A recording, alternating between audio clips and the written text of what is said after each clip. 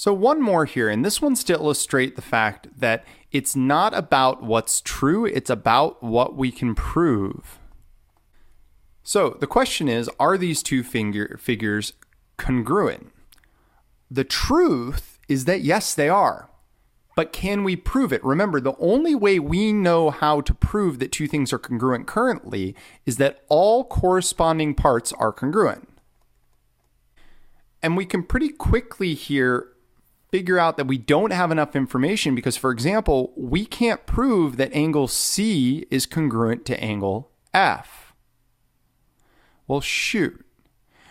In addition to that, we can't prove that angle B here is congruent to angle E. So keep in mind when I ask the question, are these figures congruent? I'm not really asking that. What I'm really asking is, can we prove these figures are congruent? Are we 100% certain? In this particular problem, we're not.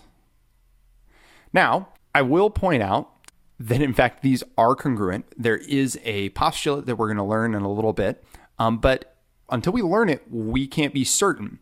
One piece of information I could add into this is if I knew that this was congruent to this right here, well, now that really changes things up, because if you think about it, if we know that these two angles and these two angles take up the same amount of that 180 degrees that all three angles have to share, well, then we know that if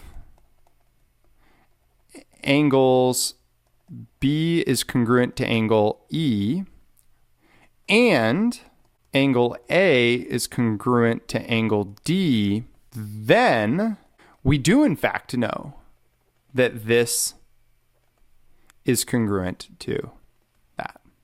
And now we actually would have enough information to prove that these are congruent.